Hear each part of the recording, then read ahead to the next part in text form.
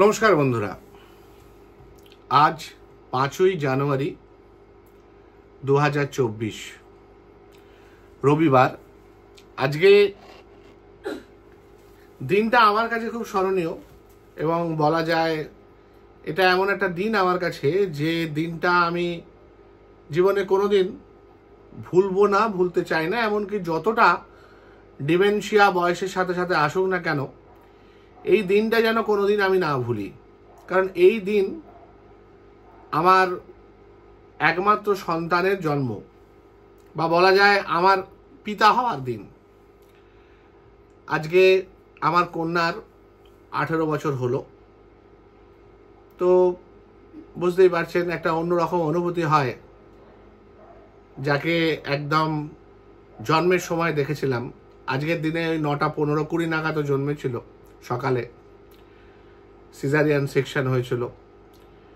তো সেই যে একটা অনুভূতি, মানে আমি তো ডাক্তার, আমার সুবিধা ছিল যে অপারেশন থিয়েটারে যাওয়ার এবং নিজে থেকে চোখে দেখার। এখন অবশ্য সেটা অনেকেই, মানে প্রায় সবাই চাইলে করতে পারে, এখন একটা ফ্যাসিলিটি হয়ে গেছে, বিদেশেও রয়েছে। কিন্তু আমার সময় আমার দেশে এটা সাধারণত সচরাচর হতো না। আমরা ডাক্তার বলে সেই সুবিধাটা পেয়েছি। তো একদম জন্মানো অবস্থায় নিজের সন্তানকে দেখা, আর সেই সন্তান যখন 18 বছর পার করে ফেলেছে, সেই সন্তানের বাবা হিসেবে জন্মদিন পালন করা, এটা একটা অনন্য অনুভূতি বলে আমার মনে হয়। এবং আমাদের, মানে আপনারা যারা আমার কথা শোনেন, তাদেরও নিশ্চয়ই অনেকেরই এই অভিজ্ঞতা হয়েছে, এই অনুভূতি হয়েছে। আজকে তাদের সাথে শেয়ার করে নিতে আমার কোনো বাধা নেই। এটা জীবনে একটা বড় পাওয়া বলে আমার মনে হয়। অনেক কিছু পেয়েছে জীবনে, তার মধ্যে এটা একটা অন্যতম পাওয়া বলে মনে হয়। তো খুব একটা বেশি আনন্দ করা এবারে হয়ে ওঠেনি, তার কারণ ওর পরীক্ষা চলছে, প্রি বোর্ড চলছে, বুঝতেই পাচ্ছেন। তো এবারে ওর ফাইনাল এক্সাম ক্লাস 12-এর। তো সেই হিসেবে মোটামুটি বাড়িতেই কাটানো। তো আজকে এখন মনে হলো প্রায় আরেকটা দিন আসতে চলেছে, 6 তারিখ আসতে চলেছে, 5 তারিখের শেষের দিকে। মনে হলো একটু কথা বলি আপনাদের সাথে। গোটা দিনটা একটা অন্যরকম ভাবে কাটলো। তো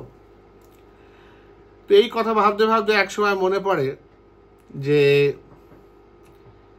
আরেকজন মানুষ আমার থেকে একটু দূরে থাকেন। 9th অগাস্টে তার মেয়ে, তার একমাত্র সন্তান, তাদের দুজনের নৃশংসভাবে খুন হত্যা হয়েছিল। তাদের মনের এখনকার মানসিক অবস্থা, বিশ্বাস করুন, কোনোদিন সেভাবে ভাবতেই পারি না। আজকের দিনে বিশেষ করে ভাবতে পারি না। অথচ তারা বিচারের জন্য দোরগোড়ায় দোরগোড়ায় ঘুরে বেড়াচ্ছেন এবং আবার নতুন করে তদন্তের আর্জি জানাচ্ছেন।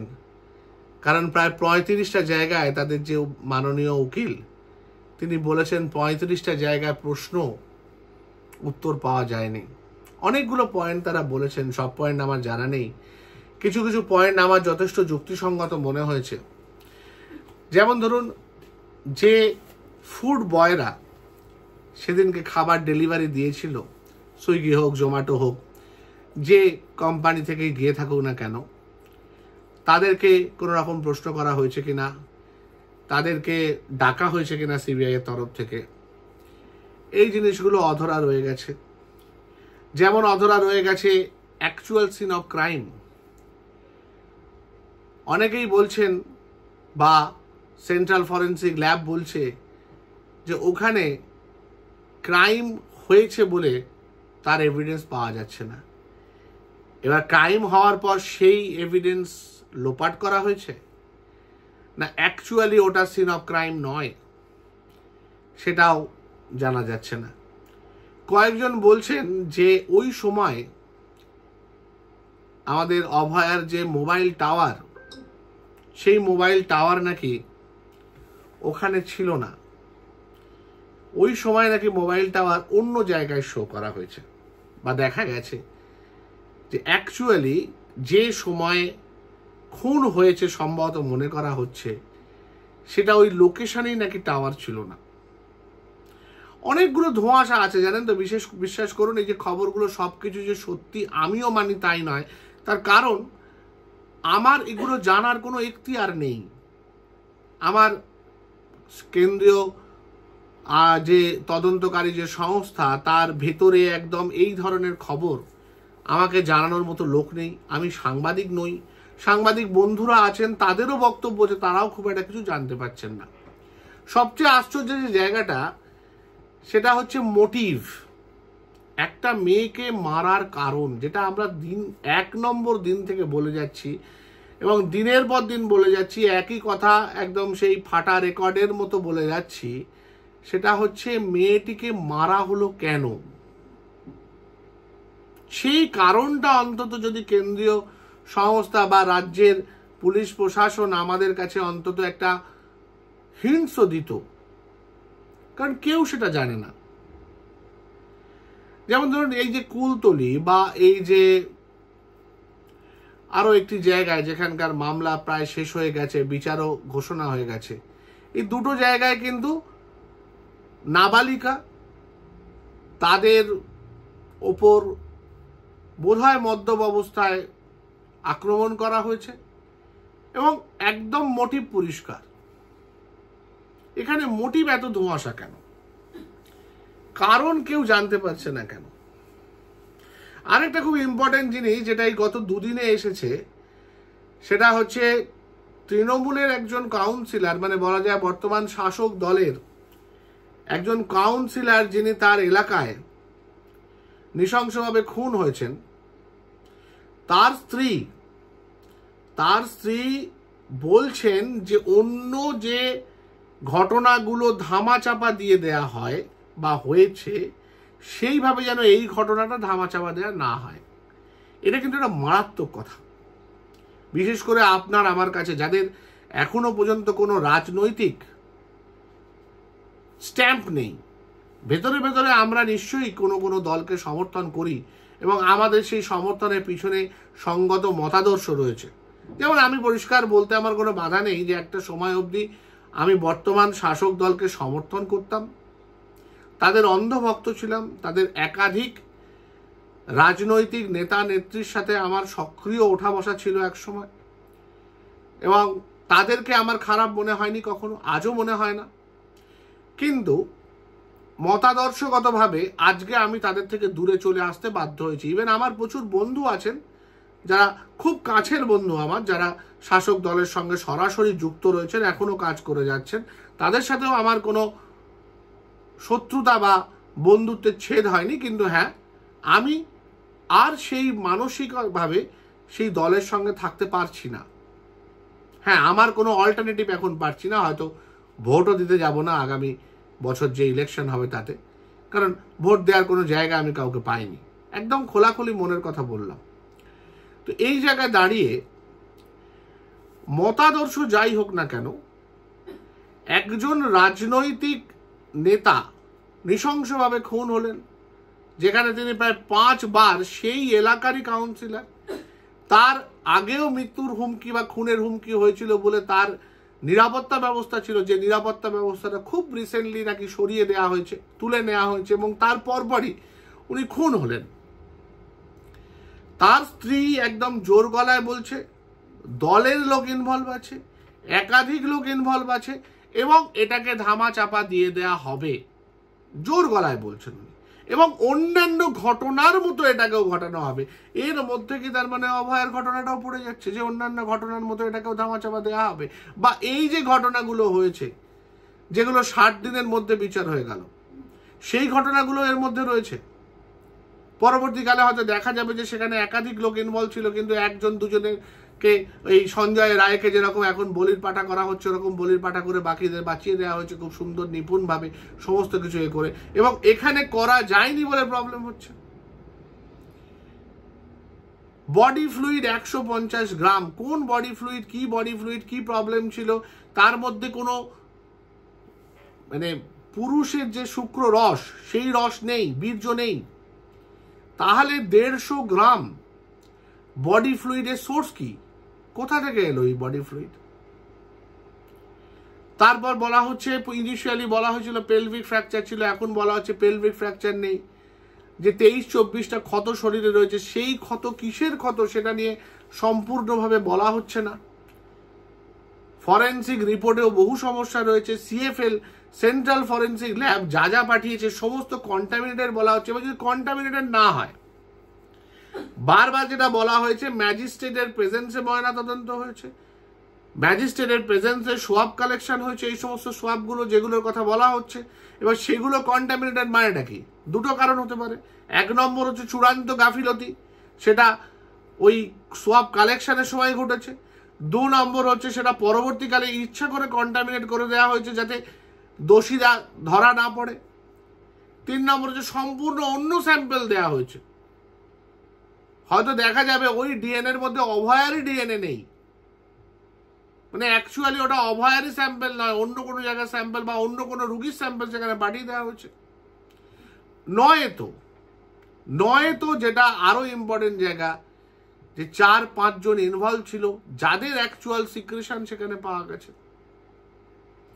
বেশিরভাগ জায়গায় ওখানে পাওয়া গেছে যেগুলো ওয়াই ক্রোমোজোমের অস্তিত্ব সেখানে নেই, বেশিরভাগই এক্স ক্রোমোজোম রয়েছে। মানে কি, বেশিরভাগ স্যাম্পেলের মধ্যে যে যাদের স্যাম্পেল কন্টামিনেটেড রয়েছে তারা মহিলা। ওয়াই ক্রোমোজোম বিকৃত হয় অনেক সময়, কিন্তু সেগুলো খুব কমন নয়, রেয়ার ইনস্ট্যান্সে হয়। তাহলে ব্যাপারটা কি দাঁড়ালো?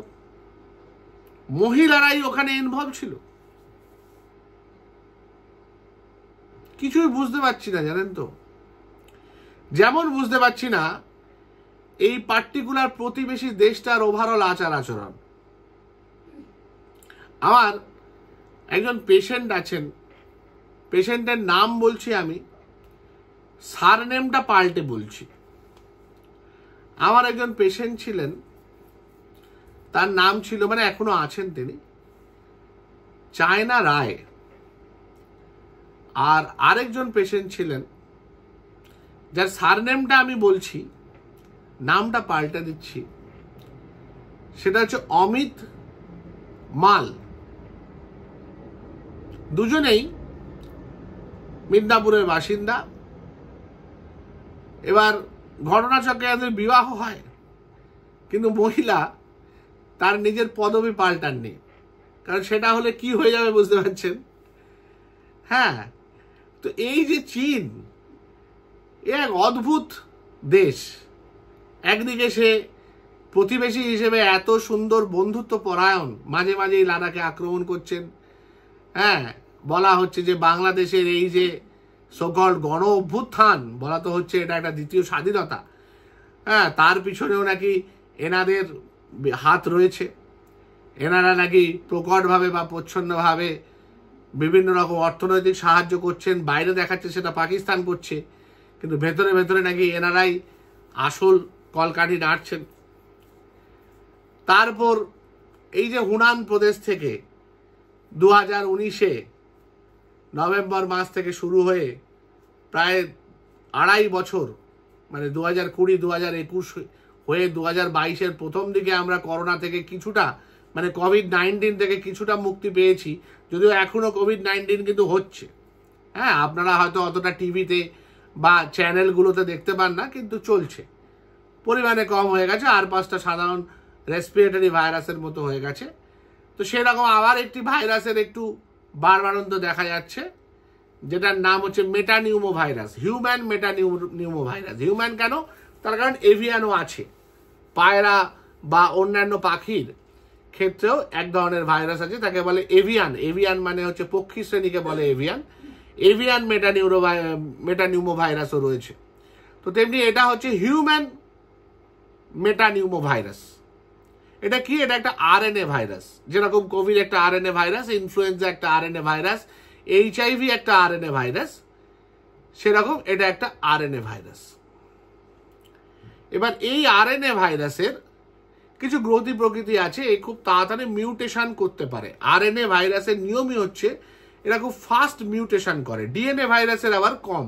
মানে এটা কেন বলছি, তার কারণ ভাইরাস এমন একটা জিনিস যেটাকে আমরা বলি জীব ও জড়ের মাঝামাঝি একটা বস্তু, মানে একটা পার্টিকেল বা একটা মেটেরিয়াল। এটাকে পুরো প্রাণী বলা যায় না বা জীব বলা যায় না। যেরকম ব্যাকটেরিয়াকে জীব বলা যায়, ফাঙ্গাসকে জীব বলা যায়, তেমনি ভাইরাসকে কিন্তু জীব বলা যায় না, কারণ ও যখন অ্যাটমসফিয়ারে থাকে ও একটা নন লিভিং এর মতো বিহেভ করে, যে অ্যাজ ইফ ওর মধ্যে কোনো প্রাণ নেই। কিন্তু সে যখন লিভিং বডির মধ্যে ঢোকে তখন তার মধ্যে একটা লিভিং পোর্শন তৈরি হয় বা প্রাণ সঞ্চার হয় বলতে পারেন আর কি। তো এরকম একটা আরএনএ ভাইরাস হচ্ছে হিউম্যান মেটানিউমো ভাইরাস। এটা কিন্তু অনেক দিন ধরেই আমাদের পরিবেশে রয়েছে। 2001 সালে প্রথম ডিটেক্ট হয়, তাও নেদারল্যান্ডে, কিন্তু সারা পৃথিবীব্যাপী এর ব্যাপ্তি রয়েছে। পিসিআর পদ্ধতি যখন আবিষ্কার হয় তারপর একটা একটা করে ভাইরাস ধরা পড়ে। তো পিসিআর মানে হচ্ছে পলিমারেজ চেইন রিয়াকশন। এটা এক ধরনের ল্যাব ইনভেস্টিগেশন যেটার মাধ্যমে ভাইরাস আইডেন্টিফাই করা যায়। তো 2016 সালে দেখা গেছিল যে এটা সেকেন্ড কমন, মানে সারা পৃথিবীতে যত ভাইরাস ইনফেক্টেড হয় তার মধ্যে দ্বিতীয় সবচেয়ে বেশি হওয়া কোনো ভাইরাল ইনফেকশন। সুতরাং এই ভাইরাল ইনফেকশন কিন্তু খুব আনকমন নয়। এখন যেটা চিন্তার বিষয় সেটা হচ্ছে হুনান প্রদেশে হঠাৎ করে আক্রান্ত হওয়ার সংখ্যাটা বেড়ে গেছে। এমনিতে দেখুন যে কোনো রেসপিরেটরি ভাইরাস, এটা হচ্ছে একটা রেসপিরেটরি ভাইরাস, মানে আমাদের যে শ্বাসনালী তাতে ইনফেক্ট করে এবং শ্বাসনালীর ওপর পোর্শনটাতে ইনফেক্ট করে। নাকের ভেতর সর্দি কাশি হতে পারে, গলায় ফ্যারেঞ্জাইটিস হতে পারে, ম্যাক্সিমাম ল্যারিঞ্জাইটিস হতে পারে, ওর নিচে সাধারণত এরা যায় না। নর্মালি এটা বাচ্চাদের হয়। প্যারানিউমো ভাইরাস ইউজুয়ালি 5 বছরের নিচে হেলদি বাচ্চাদের হয়, 6 থেকে 12তেও হতে পারে। তার উপরে যদি যায় সেটা খুব কমন নয়। ইউজুয়ালি বাচ্চারা বেশি অ্যাফেক্টেড হয়। হেলদি চাইল্ড মানে এমন নয় যে খুব অসুস্থ বাচ্চা, সাধারণ বাচ্চাদের গায়ে, মানে মূলত এটা স্কুল কলেজে স্কুলের মধ্যে ছড়িয়ে থাকা ইনফেকশন। স্কুলে একটা বাচ্চা থেকে একটা বাচ্চা খুব তাড়াতাড়ি হয়। নর্মালি এই ধরনের ভাইরাসের কোনো অ্যাসার চিকিৎসা দিই না, চিকিৎসা নেই। ভ্যাকসিন ফেজ 1 ট্রায়াল হয়েছিল 2019-এ, এখনো ভ্যাকসিন এসে পৌঁছায়নি, বেরো করার কেউ চেষ্টা করেনি, প্রয়োজনও নেই। তার কারণ এই ভাইরাসটা 3-4 দিনের বেশি এফেক্ট করে না। নর্মাল যে ভাইরাল ফিভার আমরা বলি, আমরা এগুলোর জন্য কোনো টেস্টও করি না। যদি কোনো কারণে টেস্ট করা হয় কারোর ক্ষেত্রে হিউম্যান মেটানিউমো ভাইরাস পজিটিভ এলেও এতে আসতে পারে। এবং আমরা যে ইনফ্লুয়েঞ্জা বা কোভিড এগুলোর জন্য যে পিসিআর করে যে রেসপিরেটরি প্যানেল করি, তাতে প্রায় 19-20টা ভাইরাস আমাদেরকে শো করে। তার মধ্যে একটা থাকে হিউম্যান মেটানিউমো ভাইরাস। এটা সম্বন্ধে আপনাদের হয়তো পরিচিতি কম, কিন্তু আমরা ডাক্তার হিসেবে যথেষ্ট পরিচিত এবং বিশ্বাস করুন এই ভাইরাস আমাদের কাছে বিরাট গুরুত্ব কিছু পায় না, কোনোদিনই পায়নি। এবং আপনাদের কাছেও আমার মনে হয় গুরুত্ব বা ভাবার চিন্তার কিছু নেই। ভাবার চিন্তার দুটো কারণ। আজকে এই ভিডিওতেই এই কথাগুলো আমার বলার কথা না, বলছি তার পিছনে কারণ মাত্র দুটি। এক হচ্ছে ওটা ওই চীনের হুনান প্রদেশে হয়েছে, যেটা একটা এরকম অ্যাবনর্মাল ভাইরাস তৈরির কারখানা হিসেবে প্রায় প্রমাণিত হয়েছে। এবং ওখান থেকে যা ইনফরমেশন বেরোয় প্রথমে বলা হয় যে সবই কোনো ঝামেলার কিছু নেই, ওরা মিস ইনফরমেশন দিয়ে থাকে। পরবর্তীকালে সেই কোভিড তৈরি হয়ে গেল, দেখা গেল কত মানুষের জীবনহানি হয়ে গেল, কত ডাক্তার মারা গেল, কত সাধারণ মানুষ, কত বয়স্ক মানুষ মারা গেল, এবং ওদের ওখানে কত মানুষ মারা গেছে তার হিসেব আজ পর্যন্ত ওরা জানালো না সঠিকভাবে। এবং ওরা মারা যাওয়ার সময় জিনিসগুলো চেপে যাচ্ছিল। এখন যেটা বলছে ওরা সেটা হচ্ছে ওখানে অ্যাডমিশন রেট বেড়ে গেছে এই মেটানিউমো ভাইরাসের। তার মানে কি, নর্মালি কিন্তু এই অসুখে কেউ অ্যাডমিশনই হয় না, বাচ্চা বলুন বয়স্ক বলুন। আমাদের দেশে অন্তত মেটানিউমো ভাইরাস এফেক্টেড হয়ে কেউ খুব একটা অ্যাডমিট হয় না। আমি আমার হাসপাতালে বড় একটা শুনি না, বাচ্চাদের ক্ষেত্রে হতে পারে। আমি তো বাচ্চা প্র্যাকটিস করি না, পেডিয়াট্রিশিয়ান নই আমি বড়দের দেখি। বড়দের খুব একটা কেউ এই ইনফেকশনে ভর্তি হয় না। রেসপিরেটরি সিনসিটিয়াল ভাইরাস বলে একটি ভাইরাস আছে, যেটা এর খুব কাজ দিয়ে যায়, চরিত্র প্রায় 1-2 জনের মধ্যে। রেসপিরেটরি সিনসিটিয়াল ভাইরাস সবচেয়ে কমন ইনফেকশন করতো, আর এটা সেকেন্ড কমন ছিল।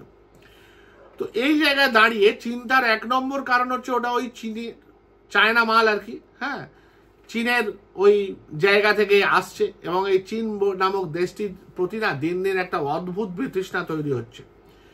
এদের কার্যকারণ কারবারের কোনো ঠিক ঠিকানা নেই। এরা যে কেন কিছু করতে পারে, কি করতে পারে না, এ দেওয়ানা জানন্তি টাইপের ব্যাপার, অসম্ভব ব্যাপার। এ একটা অদ্ভুত দেশ এবং এর মানে গতি প্রকৃতিও বড় অদ্ভুত।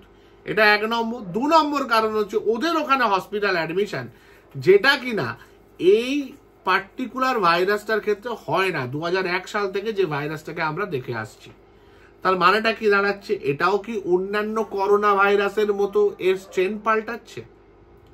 সেটা হলো চিন্তার কথা। কেন চিন্তার কথা বলছি? তার কারণ নর্মাল করোনা ভাইরাস কিন্তু এই metapneumo virus, respiratory syncytial virus এদের মতোই virus. Normal calf and cold করবে, দুদিন জ্বর হতেও পারে, নাও হতে পারে, একটু গলা ব্যথা করবে, 4-5 দিন পরে ঠিক হয়ে যাবে। অনেক ক্ষেত্রে যেটা হয়, কিছু কিছু ক্ষেত্রে এর উপর ব্যাকটেরিয়াল ইনফেকশন হয়ে যায়, আমরা কিছু মামুলি অ্যান্টিবায়োটিক দিই, তার মধ্যে অ্যাজিথ্রোমাইসিন একটা খুব কমন অ্যান্টিবায়োটিক, হ্যাঁ, আর পেনিসিলিন গ্রুপের যে সমস্ত অ্যান্টিবায়োটিকগুলো হয় দেওয়া হয়, কখনো কখনো সেফালোস্পোরিন মানে যেটা 3rd জেনারেশন বা 2nd জেনারেশন এগুলো দেওয়া হয়, এবং বাচ্চা দুদিনে ভালো হয়ে যায়, বড়রাও দুদিনে ভালো হয়ে যায়। এবার এই যে হসপিটাল অ্যাডমিশন বলছে, তার মানে কি এর কি কোনো স্ট্রেন চেঞ্জ হচ্ছে? কোভিড-19 যেরকম একটা সম্পূর্ণ অন্যরকম করোনা ভাইরাস স্ট্রেন নিয়ে এসেছিল নিজের চরিত্র পাল্টে, এবং আরএনএ ভাইরাসগুলো যেহেতু এই জেনেটিক মিউটেশনের প্রবণতা অত্যন্ত বেশি, তো সেই জায়গায় দাঁড়িয়ে এ কি একটা আলাদা চরিত্র তৈরি করে নিয়ে আসছে? এইটাই চিন্তার ব্যাপার। তবে হ্যাঁ, আমাদের এই ক্ষেত্রে খুব একটা সমস্যার কিছু নেই। কেন নেই? তার কারণ আমরা মোটামুটি কোভিডের সময় শিখে গেছি কিভাবে একটা রেসপিরেটরি ভাইরাস, শ্বাসনালীর সমস্যা যে ভাইরাস করে তাকে প্রতিহত করা যায়। আমরা এইটা ফলো করলেই হবে। বাচ্চাদের একটু সর্দি কাশি হলে দয়া করে স্কুলে পাঠাবেন না, হাত জোর করে বলছি। বিভিন্ন মানে বাবা মাকে যারা আছেন, হ্যাঁ, বাচ্চা যাদের আছে, ছোট বাচ্চা, সর্দি কাশি হলে স্কুলে পাঠাবেন না। নিজেরা যদি সম্ভব হয় ওর থেকে একটু মাস্ক পরে থাকুন, কারণ এ ভাইরাস বড় ছোঁয়াচে ভাইরাস। ছোঁয়াচে ব্যাপারটা নিয়ে কোনো সন্দেহ নেই, ছোঁয়াচে ভাইরাস। হ্যাঁ, এর যদি স্কুলে গিয়ে বাচ্চার হয়ে থাকে তাহলে তার থেকে আপনাদের অবশ্যম্ভাবী হবে। 2-3 দিন লাগে, 3 থেকে 5 দিন বইতে লেখা আছে যে এটা মানে শরীরে ঢোকার পর সর্দি কাশি আসতে অনেক সময় 2 দিনেও এসে যায়। তো এই একটা ইস্যু। নিজেরা একটু চেষ্টা করবেন মাস্ক পরে থাকতে যদি বাচ্চার সর্দি কাশি হয়। আপনার সর্দি কাশি হলে অবশ্যই মাস্ক পরে থাকবেন। যদি হোম অফিস করা যায় বা অফিসে ছুটি নেওয়া যায়, তাহলে ওই ইনফেকশনের পিরিয়ডটুকু একটু বাড়িতে রইলেন, আইসোলেট রইলেন, ভিড়ভাড়টা অ্যাভয়েড করলেন, বারবার হাতটাকে ধুলেন যদি ধুতে হয়, এবং মুখে লাগানোর পর অবশ্যই হাতটাকে ধুলেন, হ্যাঁ, এবং যতটা সম্ভব বাকিদের সাথে একটু দূরত্ব মেনটেন করা, ফিজিক্যাল ডিস্টেন্সিং বা দূরত্ব, মুখে মাস্ক পরা, নিজের অসুস্থতাকে সুস্থ করে ফেলা ওষুধপত্র খেয়ে, আর বয়স্কদের এবং বাচ্চাদের থেকে নিজেদের দূরে রাখা। এই 4-5টা বিধি আমরা যদি কোভিডে যেরকম প্রচণ্ড ভালোভাবে মেনেছিলাম, হ্যাঁ, এবং অনেক সময় ভালোভাবে মানিও নি, তার দিয়ে অনেক ঘটনা ঘটেছে, প্রচুর জিনিস শুনেছেন, দেখেছেন, টিভিতেও প্রচুর দিন প্রচুর শো হয়েছে। একটা জিনিস ভালো লাগলো আজকে দেখে, অনেক দিন পরে কোনো একটা ডাক্তারি বা কোনো অসুখের কারণে আবার টিভিতে মানে মেটানিউমো ভাইরাসের উপর একটা শো দেখলাম। তো যাই হোক, মানে ভাবতে খুব ভালো লাগে না তার জন্য, যে বিপদে পড়লে মাঝে মাঝে লোকে আমাদের কথা একটু আধটু মনে করে আর কি। নাহলে তো ওই পলিটিশিয়ান আর সিনেমা আর্টিস্টের বাইরে আর কিছু দেখাই যায় না কোথাও। ইদানিং আগে খেলোয়াড়দের দেখা যেত, এখন যে একটা টেস্ট ম্যাচ চলছে, সেই ম্যাচে যে ইন্ডিয়ায় হারলো, হ্যাঁ, আজকে যে হারলো এবং তাতে যে সিরিজটা হেরে গেল, এবং কত সুন্দর একটা কন্টেস্ট হয়ে মাত্র 3 দিনের মধ্যে খেলা শেষ হয়ে গেল, হ্যাঁ, 5 দিনের টেস্ট ম্যাচ, এইগুলো নিয়ে আজকাল আর কেউ খুব একটা বলে টলেও না, আলোচনাও করে না, কারণ এখন আর স্টার আসছে না। সচিন তেন্ডুলকার চলে যাওয়ার পর বা বিরাট কোহলির শেষের লগ্নে বাদ দিলে এখন আর বোধহয় কেউ স্টার আসছে না বোধহয়, আর খেলা দেখাতেও বা খেলার খবর দেখাতেও খুব একটা আগ্রহী হচ্ছে না বিভিন্ন নিউজ চ্যানেল বা মিডিয়াগুলো। তো যাই হোক, তো এই একটা খবর চলে এসেছেন, আমাদের মেটানিউমো ভাইরাস আবার সেলিব্রিটি হয়ে গেছেন। তবে চিন্তার কোনো কারণ নেই, হ্যাঁ, ওই এটা একটা কি বলবো, ওই চাইনিজ ব্যাপারটুকু বাদ দিলে বাকিটা মোটামুটি মনে হয় খুব স্মুথলি বেরিয়ে যাবে। ইন্ডিয়াতে খুব একটা কিছু সমস্যা হবে বলে মনে হয় না। দেখা যাক, যদি কোনো সমস্যা হয় তো নিয়মিত আপডেট আমি তো অন্তত দেবো আপনাদের, যেটুকু আমি জানতে পারবো এদিক ওদিক করে। আর ভালো থাকবেন, অন্তত সর্দি কাশি হলে একটুখানি আইসোলেট থাকার চেষ্টা করুন। অত টেস্ট করার দরকার হবে না, টেস্ট তখনই করবেন যদি 5 দিন পরও আপনার সর্দি কাশি থেকে যায় বা কাশি করতে থাকে বা জ্বর আসে বা কফের রং একটু থকথকে হয়ে যায়, বারবার কফ ওঠে বা শ্বাসকষ্ট হয়। এই ধরনের সমস্যাগুলো, বিশেষ করে যদি শ্বাসকষ্ট হয়, কারণ দেখুন, কারো অ্যাজমা আছে, তার উপর ভাইরাল ইনফেকশন হলো, সে যে ভাইরাসই হোক না কেন সেটা কিন্তু বাড়াবাড়ি করবে, এবং এই সময় হাঁপের টানও বেশি হয়, অ্যাজমার টানও বেশি হয়। তো সেই দিক থেকে এইগুলো একটু খেয়াল রাখবেন আর সুস্থ থাকার চেষ্টা করুন। মেন ইস্যু যেটা, সেটা হচ্ছে আমাদের যে অভয়ার যে বিচার, সেই বিচারের ক্ষেত্রে আমরা যে দিশাহীন অবস্থায় রয়েছি, তার সাথে যে বর্তমান পরিস্থিতি এবং এই আগামী একটা বছর একটা প্রাক নির্বাচন ঘটনা বলিতেই মনে হয় কেটে যাবে। কারণ সবাই না এরপর দেখবেন যে বিরোধী দলই হোক আর রাজ্য সরকারই হোক, এই পার্টিকুলার জিনিসটা নিয়েই সারাক্ষণ চালিয়ে যাবে আর কি। মানে কোনো কনস্ট্রাকটিভ কাজ হবে না, শুধু নির্বাচন বা নির্বাচনের জন্য কাদা ছেঁড়াছিড়ি, ওকে দোষারোপ করা, অ্যারেস্ট, হ্যানা ত্যানা, সব দেখবেন নির্বাচন এর মতো হবে। হ্যাঁ, এই যে ধরুন সেকেন্ড হুগলি ব্রিজে যে ঘটনাটা ঘটেছে দুদিন আগে, একজন এমপি আর একজন এমএলএর মধ্যে, হ্যাঁ, মানে প্রচণ্ড আনফর্চুনেট, এবং ভাবতেও খারাপ লাগে যে দুটো শিক্ষিত মানুষ, একদম শিক্ষিত মানুষ দুজনে, মানে অনেক এমএলএ এমপি আছেন যারা শিক্ষিত নন, যাদের সাথে মানে সাধারণ মানুষের কথা বলতেও খুব খারাপ লাগে, কিন্তু বলতে বাধ্য হয় যেহেতু তারা রাজনৈতিক পাওয়ার পেয়ে গেছেন। কিন্তু এরা দুজনেই শিক্ষিত মানুষ, একজন সঙ্গীত জগতের লোক, শিল্পী মানুষ, আর একজন বিচারক, প্রাক্তন বিচারক। তো এদের কাছ থেকে এগুলো আশা করা যায় না। খুব খারাপ লাগে, আমরা একটা দেশে বাস করি যেখানে যারা জনপ্রতিনিধি তারা এত শিক্ষিত হয়েও এতটা নিচে নামতে পারে। যাই হোক, আমাদের এগুলো নিয়ে চলতে হবে, আমাদের তো কোনো অল্টারনেটিভ নেই। আমাদের দেশ ছেড়ে চলে যেতে পারবো না, অন্য কোথাও গিয়ে ডেরা বাঁধতে পারবো না। গরিব মানুষ, অত টাকারও জন্যেই, পকেটের জন্যই, সবচেয়ে বড় কথা মাটির প্রতি টানটা বড্ড বেশি। বাঙালি হয়ে না, বাঙালি মাটি আর ওই নলেন গুড়, পিঠে পুলি, পৌষ পার্বণ, রসগোল্লা, ইলিশ মাছ, এইগুলোর মধ্যে না থেকে আর বেরোতে পারলাম না আমরা। কচি পাটার মাংস। যাই হোক, ওই লোভে পাবে মৃত্যু, এইভাবেই হয়তো, হ্যাঁ, অন্য জায়গায় থাকলে হয়তো 30-40 বছর বেশি বাঁচতাম, এখানে হয়তো অল্প দিনেই আয়ু ক্ষয় হয়ে যাবে। যাই হোক, ভালো থাকবেন, সুস্থ থাকবেন, এই মেটানিউমো ভাইরাসকে এত ভয়টা পাবেন না, আর সতর্ক থাকাটা মূল জরুরি। আর বয়স্কদের সাবধানে রাখবেন, শীতকাল এমনিতেই বিভিন্ন রকম রেসপিরেটরি ট্র্যাক ইনফেকশন হওয়ার প্রবণতা থাকে, একটু সাবধানে থাকবেন, সাবধানে রাখবেন। আশা করি আর কদিনের মধ্যেই ঠান্ডা চলে যাবে, আজকে ঠান্ডাটা বড্ড বেশি, আর কদিনের মধ্যেই ঠান্ডা চলে যাবে। ভালো থাকুন, সুস্থ থাকুন, নমস্কার।